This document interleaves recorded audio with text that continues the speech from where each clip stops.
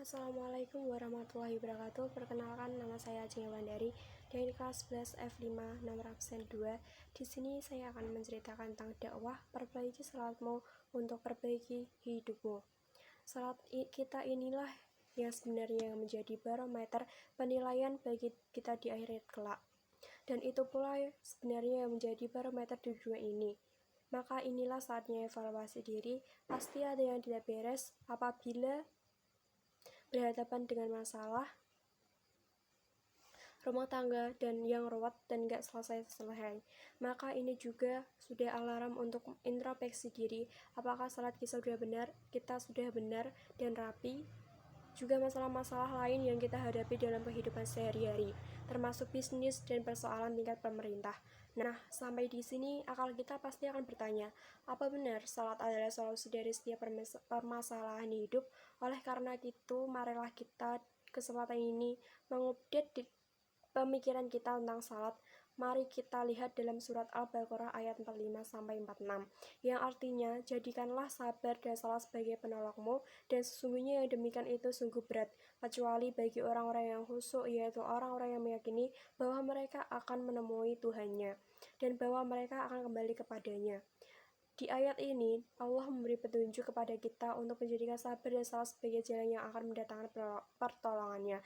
Dan keduanya memang akan sangat berasa kecuali bagi orang yang sungguh-sungguh dan fokus pada usahanya untuk meminta pertolongan dari Allah SWT tanpa menoleh kanan ataupun kiri pada sama makhluk atau jalan pintas yang mungkin dijangkau. Mereka yang fokus inilah orang-orang yang yakin bahwa sesulit dan seterjal apapun jalan yang mereka hadapi sekarang, inilah jalan yang harus ditempuh untuk bisa bertemu dengan Allah Azza wa Jalla dalam keadaan yang baik. Jadi, seberat dan sulit apapun permasalahan itu akan sangat canggih. Sebenarnya, jika kita bertemu dan berkonsultasi kepada Allah, kemudian fokus pada pembimbingnya, bila dalam masa-masa pembimbing itu kita bertemu dengan orang yang ahli di bidang yang kita sedang hadapi, atau bertemu dengan orang yang kemudian membersamai kita menyelesaikan masalah, maka itulah pertolongannya yang datang melalui perantaran orang tersebut. Apa buktinya? Mari kita tengok surat Maryam ayat 3-4. Nabi Zakaria memohon pertolongan Allah untuk memberikan seorang buah hati, padahal bila ditinjau dari pakar perdokteran kandungan manapun, mustahil dia akan mendapatkan seorang anak. Namun pertolongan Allah memutuskan semua kemustahilan tersebut dengan lahirnya Yahya. Bila sesuatu yang begitu mustahil saja bisa nyata dengan pertolongannya, maka masalah yang kita hadapi tentu bukanlah apa-apa untuk kebesaran dan keagungan Allah Azza wa Jalla.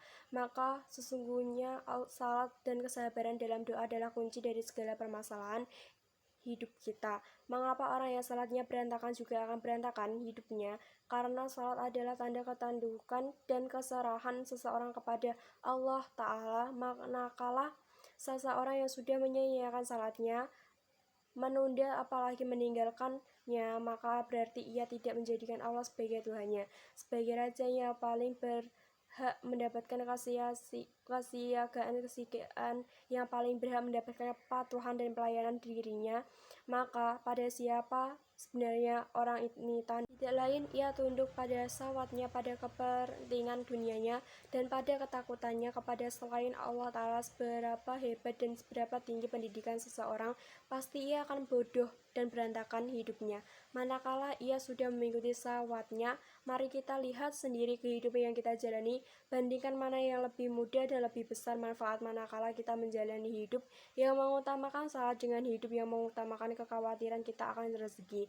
Padahal kita tahu pasti bahwa pemilik yang memberi rezeki itu tak lain adalah Allah Subhanahu wa Ta'ala.